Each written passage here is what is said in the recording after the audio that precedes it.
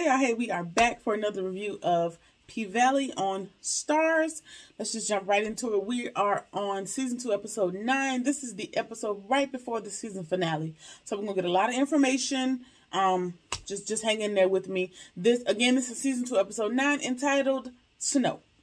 All right, so Andre is his square ass is up in the middle of the paint with a bunch of strippers, basically doing a mayoral campaign type of video situation, getting the regular people that attend the strip clubs and the strippers themselves to get out and vote and, appeasing to the people. He tells them that his support of the casino is going to bring new money to the clubs, money for levies, new schools, all these promises that politicians make while they are up for election. All right, so now he's embracing his Chuck-a-leasing roots at this point, and he's just going balls to the wall at this point based on Haley's recommendation. The strippers on the campaign trail with him, and it appears to have worked because he gained an advantage in the polls over interim mayor Kyle. And while he's doing his press conference on the news or whatever, here comes Pastor Woodbine. And this fool is on a mobile stripper pole, showing her skills, basically to mock Andre. And she tells the people, like, Andre thinks he can twerk his way into y'all hearts, but don't let the people use you. Don't let nobody use you but the Lord. Nobody but the Lord. That's the only person that can use you up. And then she tells people that a member of Andre's team tried to bribe her with some money, but she can't be bought. There's a bigger mission in hand. And she takes her little money guns and makes it rain on the crowd of people with her bribery funds. So I guess if we haven't confirmed by now, she's letting us know, in so many words, she not dropping out the campaign. She in it for the long haul. All right. Ernestine is in the hospital, and she not doing that well. She is, you can hear Pastor Woodbine's mess on the news or whatever, but she's really kind of in and out of it. She's still ill at this point. And so the nurse is trying to get her to drink some water, but she's out of her mind, and she thinks that the nurse that's trying to give her water is her deceased daughter, Beulah.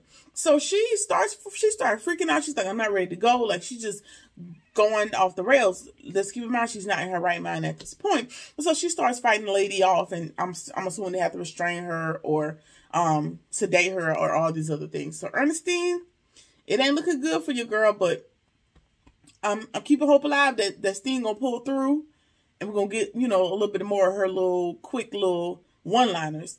So let's just hope for the best. I'm hoping that Steen gonna make it. So y'all let me know what y'all hoping for.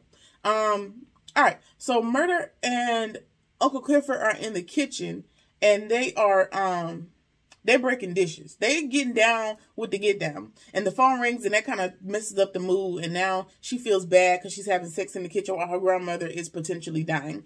And she, her and Murder have a little moment, and she's like, it's nice playing house for this time frame. I know it's going to come a time when this has to end, either by way of you going back to the street life or you going on tour with Miss Tina Snow. And then she asks him, like, how does it feel to be hood famous?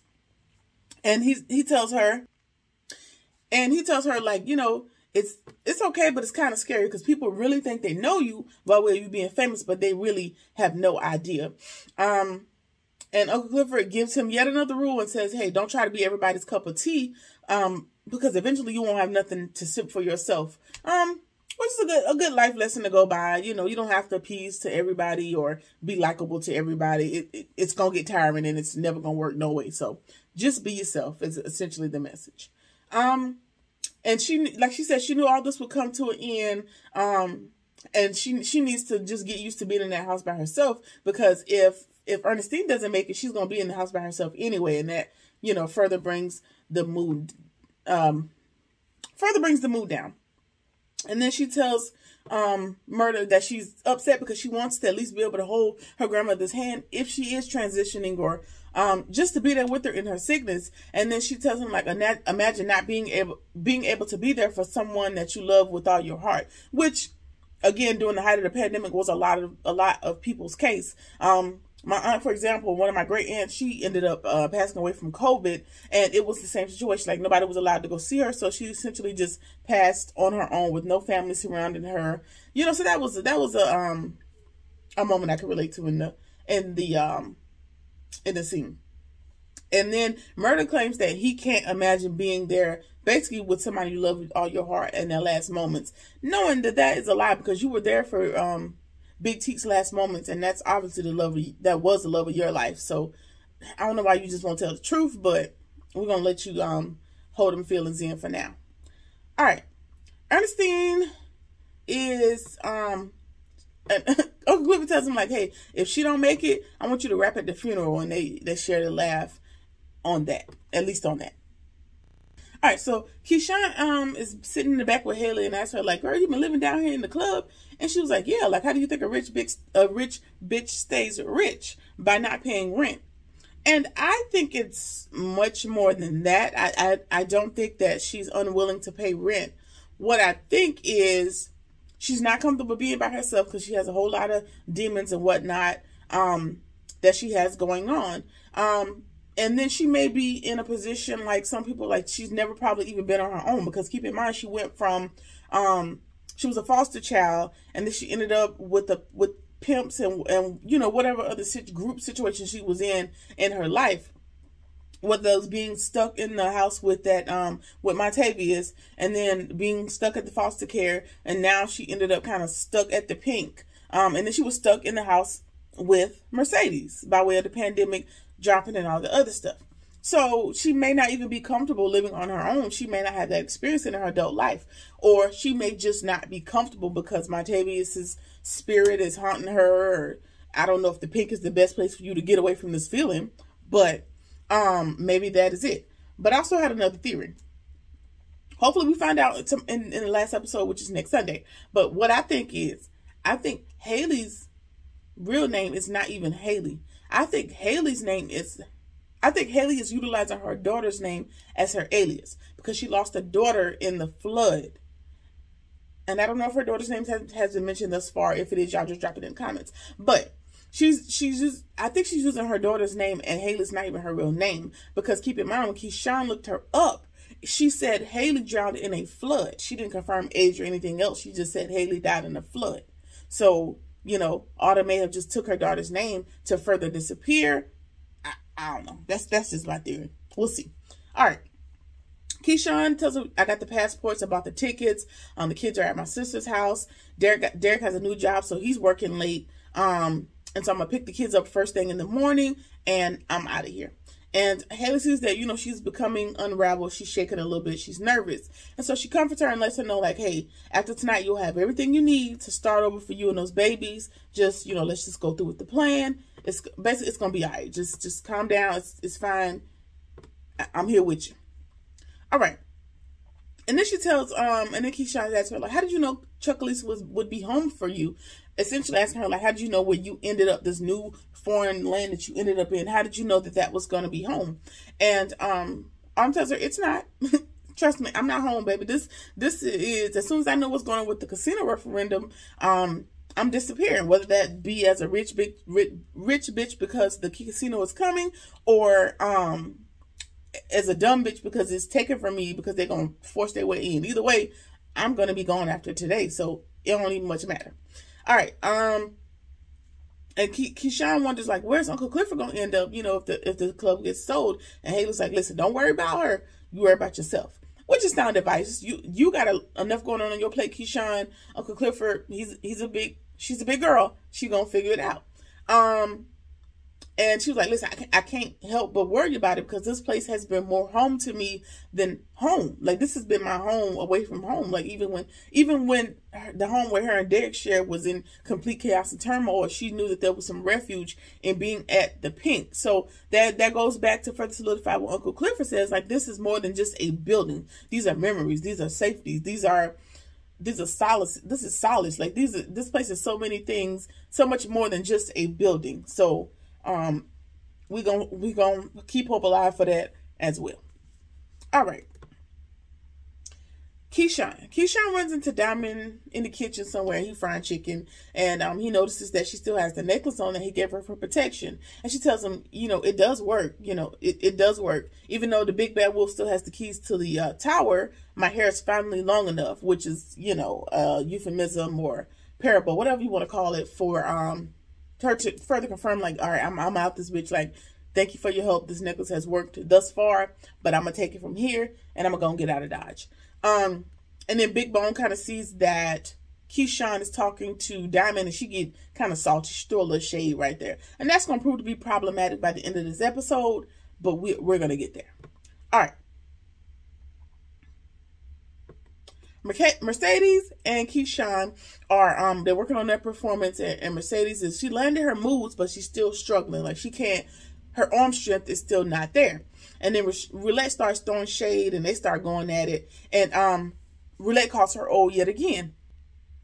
And then Haley jumps in, and she suggests a safer alternative by way of Mercedes being like the base, being at the bottom, doing her tricks at the bottom of the pole while Keyshawn is at the top. In the event maybe she falls, or, you know, it may be a little easier for her to execute. And of course, Mercedes ain't having it. She don't want to support none of these girls. I'm the HBIC. I ain't doing that. Mercedes, I need you to taper your expectations, baby. I need you to bring it down, because you're not there. You're not going to be able to do it. I currently have a shoulder injury. I'm not lifting the weights. I'm not doing anything that puts too much stress on that, because it hurts. Now, I ain't put no trigger. Well, I did. I put some triggers at the range, but I ain't kill nobody. So don't be equating me to what Mercedes got going on. But I know from experience on a shoulder injury, like, you got to take it easy. It ain't gonna get no better by you forcing it. So just let it be what it's gonna be. All right. And so Haley tells her, like, girl, you can't hold your moves.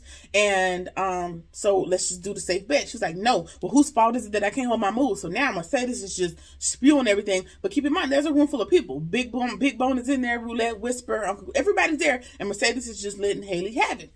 Oh, well, whose fault is it that my arm is messed up? And she was like, listen, girl, just calm down. It's not my fault. Meanwhile, Big Bone is off in the corner just listening to all the information. And Haley's like, listen, aren't you tired of making excuses? Quit blaming me. Like, if you wanna fly, go get your wings, essentially.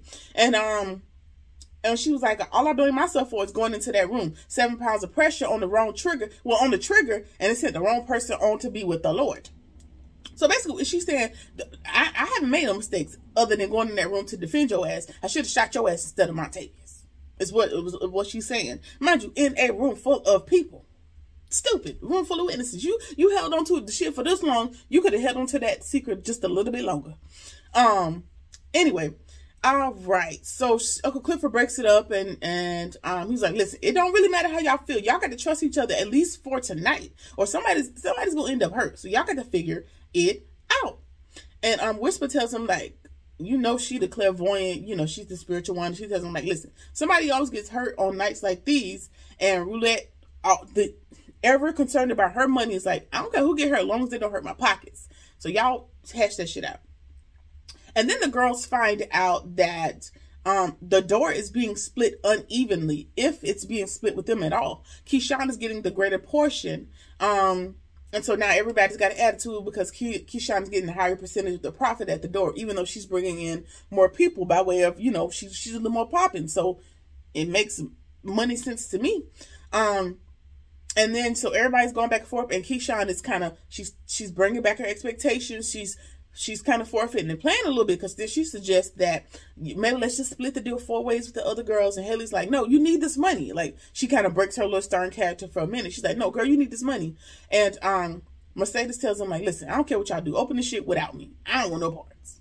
And so now she done stormed off with her attitude for a myriad of reasons. So Mercedes and Uncle Clifford, they run outside, and she's upset because she knows, like, she's coming to the realization that she's past her prime. She should have been gone 5 years ago. She's like, tell me the truth. Am I past my prime? I want to hear it from you. I don't want to hear no parables. I don't want to hear no rules. I want to hear it from your mouth. And she's like, Keyshawn is better than me, right? And he tells her, like, she needs to learn how to dream a new dream. Essentially, yeah, but she's young. She has the dexterity. She can do these things. Let's just maybe, you know, let's chase a new dream, because this is not going to work. I mean, you're aging out. that's what happens in the game. All games. That's what happens in life. If you continue living it, you're going to age out at some point out of things. So just find you something new, baby girl. And then Farrah texts her and she was like, listen, I want you to come to Memphis. I want to see you. So she's reluctant, but we know she's going to end up there. But we'll get to that. Big Bone runs into Keyshawn, and they kind of bump into each other like, oh, girl, you didn't see me. They having a little pissing match. And she was like, we haven't met, but I know you. And Keyshawn was like, well, don't believe the hype.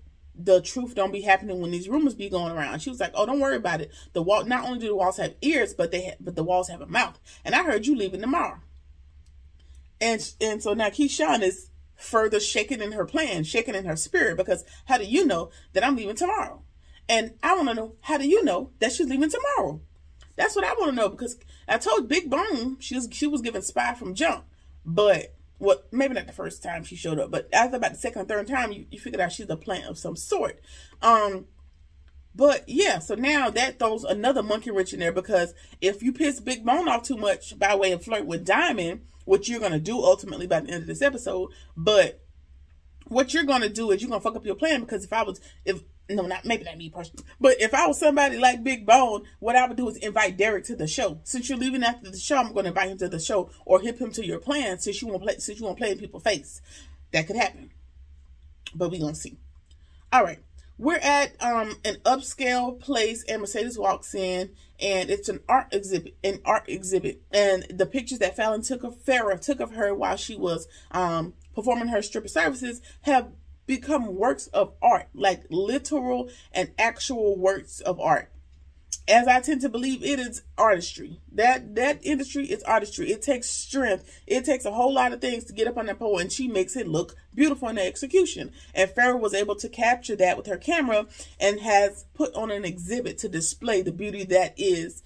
And what she has done on a deeper level is she has kind of shifted the narrative of what people think strippers or sex workers are. You know, typically they consider those type of people bottom of the barrel, or less than, or, you know, whatever they consider these people. And she's turning it into something beautiful and theatrical and strong, like just a whole bunch of shit that I could get behind. I can get behind.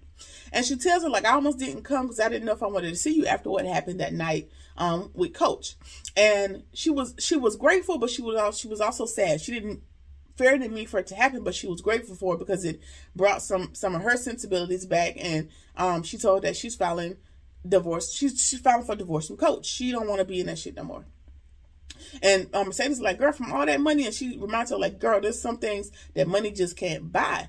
And by one being the exhibit, Farrah kind of lost that dream, being up under Coach and all the things that he had going on. And she didn't know she could get back into that passion. But the sight of Mercedes on that pole sparked all of that passion, and now she's here executing her dream. And then she tells Farrah about her shoulder, you know, her shoulder injury. And Farrah asks her, like, girl, would you be with me again? And Mercedes is like, no, girl, that was business. I mean, it was pleasure, but it was more business than pleasure, so I'm not even going to be on that. And Farrah gives her a parting message, like, you know, I wish we could turn all of our weaknesses into strength, because Mercedes has had to compensate for her shoulder with her good shoulder. Her bad shoulder being out, she's had to compensate, putting more weight on the side of the shoulder that is good. So you know, just the message there with turning her weaknesses into a strength. And then she just kind of sits in there and basks in the beauty that is the exhibit. It was a very, very, very beautiful scene. I thoroughly enjoyed it, if I do say so myself. All right, Haley is at the club and small talk, whatever.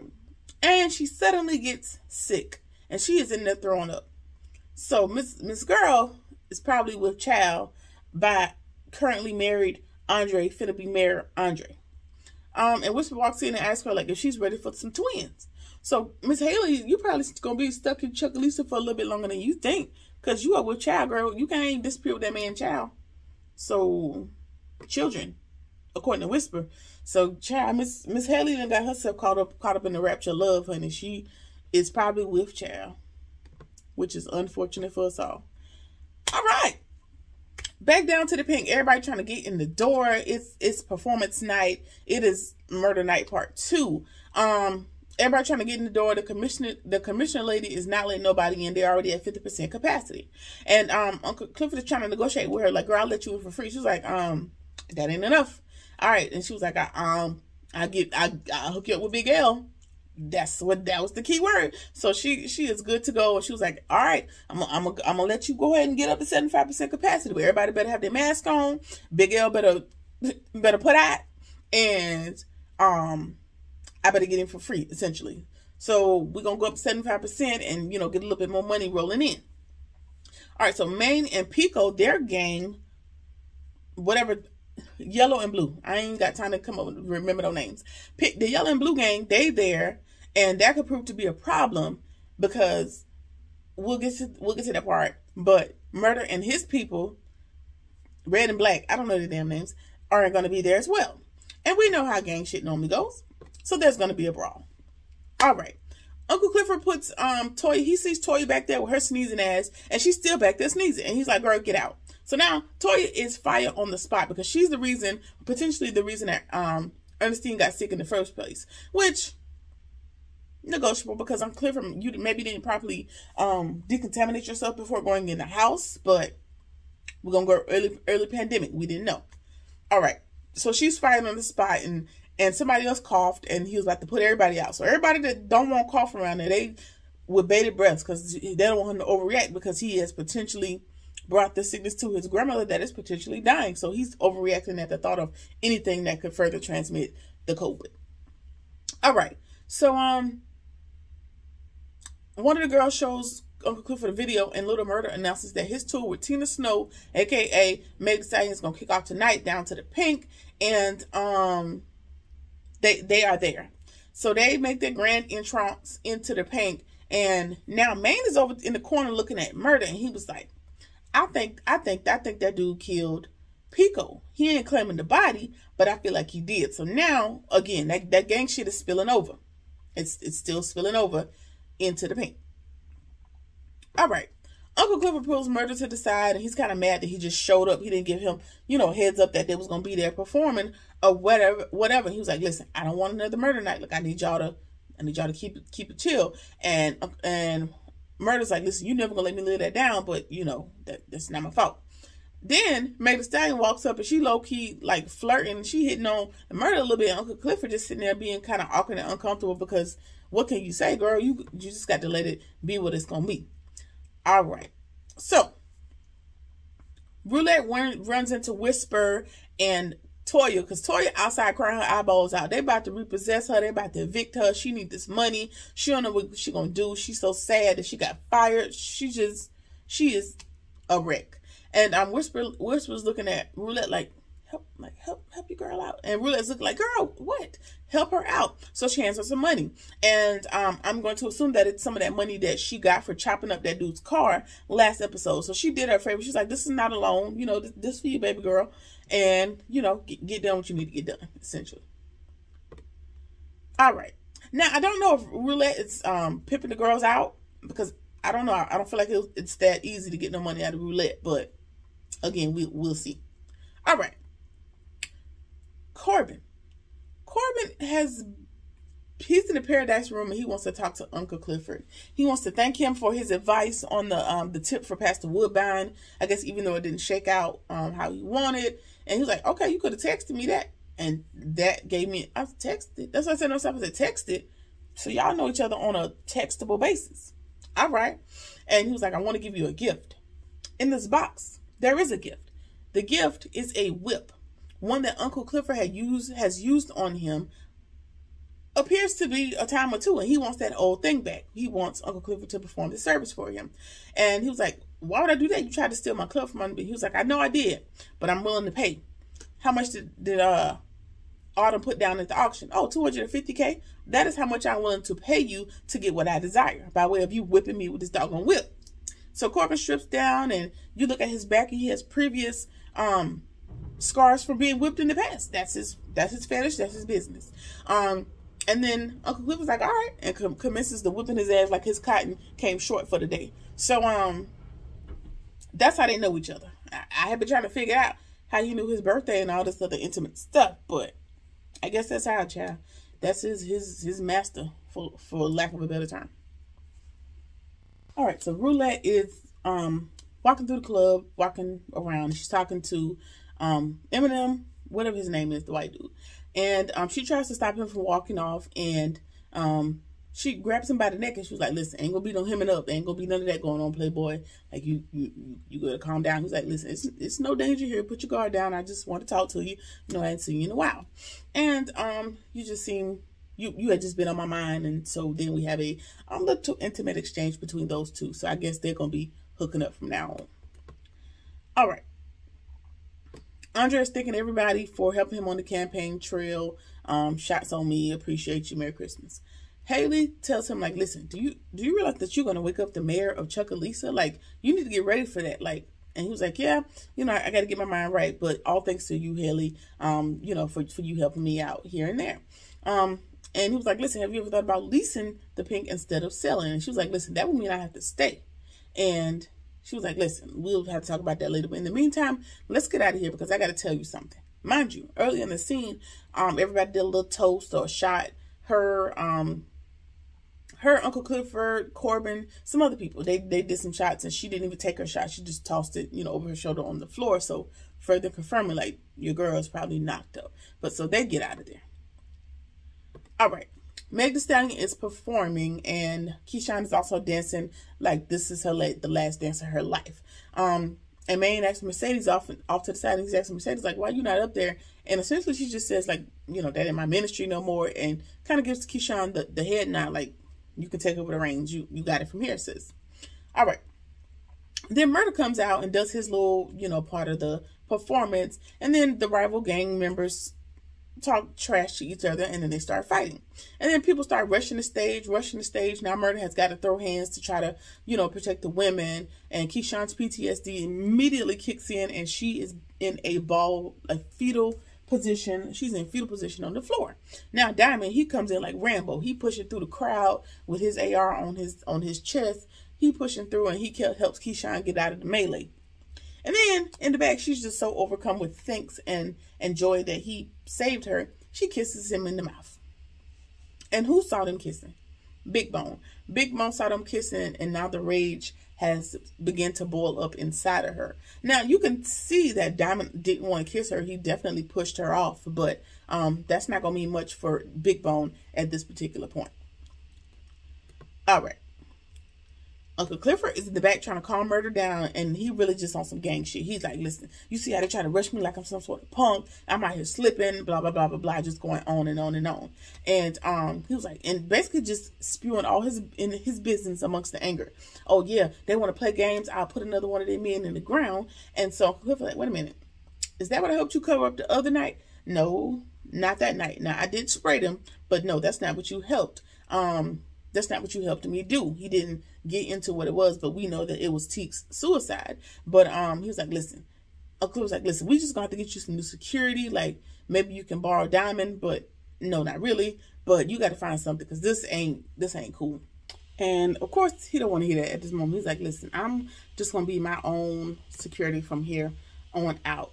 And then storms out. And then Uncle Clifford is frustrated and kicks over a box and sees the oxy that Big L and Eminem have been holding, supplying, trafficking, whatever, through his business. So now he got a crawl in his hide for Big L and Eminem. All right. Meanwhile, Haley and Andre are just getting hot and heavy, child, just kissing, stumbling into his house, and somebody cuts on the light in the house. Who is it? It is Andre's wife. So that's going to prove to be a little conniption for the mayor in the future, I'm sure. All right. Uncle Clifford, he busts in on Big L, Eminem, and he throws the pills, and he was like, I told you I didn't want nothing to do with that. And he's like, how long y'all been running drugs through my club? And Big L's like, listen, I know, but do you want to know how much money we done made? He was like, it don't matter. I told you, like, I don't want no parts. He was like, listen, this could have been a kingdom, but you keep like letting people take your power away from you. I'm trying to help you. Autumn's gonna steal everything from under you anyway, so you know, maybe you can make as much money as you can on the way out. And he was like, listen, trust a snake to be a snake, and essentially calls Big L a snake. And he was like, what you mean? I'm the last person that's on your team. I've done a lot for you. Like I'm trying to help you. And then another thing is, Autumn can't continue to be an issue for you if she dead. So I don't know if he's offering to off Autumn or what, but he's like, listen, she can't sell the pig if she dead. So you should consider that. Again, Uncle Clifford don't want to hear nothing from Big L at this particular point. So he says, "When like you fired." He's like, listen, after everything I done for you, which is probably not the wisest thing, because he knows he don't know where Montavious is buried, but I'm sure he knows where the bones are buried figuratively. So he knows a lot. So I don't know if it was wise to fire him, but he is fired at this point. All right, the hospital calls, but we don't hear the conversation. I'm sure we'll find out next week what happened, but the phone did ring, and we're hoping that it's good news, but it is to be determined at this point. All right. So Murder's trying to calm down. He's in there listening to his music, and Mercedes walks in, and they have this little moment. They're talking to each other, and she's like, listen, look at you now. Like, you're all grown up. A lot has changed since we last all been together. And he was like, well, how come you ain't dancing tonight? And she was like, I can't dance when I'm scared to fall. And he tells her, you know, falling could change your life. Like, maybe you should have tried. And he compliments her on her ability to make any song a hit, and you know, her performative skills and all that good stuff. And she was like, oh, you giving me props? You want my input? Because he was also listening to an unreleased song of his, and I guess he trusts her ear. And she was like, I thought Keyshawn was your girl. And he's like, Keyshawn, cool, but you're a legend. Like, you to go in this thing, I trust your opinion. So he gives her his new song to critique, and they close it out there. Pico's baby mama is going off. She in the parking lot. Now everybody's gotten pushed outside. That was a part of the fight, and so they're still outside going at it. And she just got a feeling deep down in her soul that murder killed Pico. She knows it. Everybody can make the assumption. Everybody else think they know it too. Meanwhile, Big Bone is sitting on her motorcycle, and she's again just collecting information, collecting bones. But she's also looking at pictures. She's looking at pictures in her and Diamond, and just kind of being in her feelings, I guess, about Keyshawn kissing Diamond. Not Diamond kissing Keyshawn, but Keyshawn kissing Diamond. And so now the last picture you see is a picture that she took of Montavious's ring in front of Diamond's face while he was asleep. And she is seconds from hitting the send button. So I guess she's at the point where she's deciding if she wants to send this picture to whoever the back home point of contact is, or not. Now, I don't know if it's somebody related to Montavious, or if it's the FBI or the cops or whoever it's going to be, but somebody is about to get this because she in her bag about Keyshawn kissing Diamond. Which, I mean, I guess you can't feel two ways, because I guess you feel like you kind of like Diamond a lot, but you were there to collect information ultimately. So I guess that was your job to do, essentially. All right. Keyshawn is making her last rounds in the dressing room, and she's leaving a lipstick message on Uncle Clifford's mirror. And Uncle Clifford knows that she's leaving. She's like, you gonna leave like this? And she's like, I thought you wanted no part to me. And he's like, yeah, I did, but you know, I just wanted to let you know that life is short and it's even more unpredictable. Second chances are pretty much as rare as snow in Mississippi. They're hard to come by. So you go, you get out of here, you fly, and I never want to see that pretty face of yours around here again. Essentially, well wishes. And she, you know, she's overcome with emotion, and she gives him a hug before her departure. So fingers crossed that's the last we're gonna see of Keyshawn. Going on and go to another series somewhere. Just go ahead and go be great. Or, you know, keep her in the storyline and just show her how her life is getting grand over there without Derek. We'll see. All right. So, again, that is it for season 2, episode 9. Like I mentioned earlier, we got one more episode left, and of course, we're gonna be left on a cliffhanger. I guess we'll see who gets shot this time, if Ernestine makes it, what all is going to happen. And y'all let me know what y'all think about the episode. Like, comment, share, subscribe, or whatever it is that you feel like doing. And I'll see you on the next one. Peace.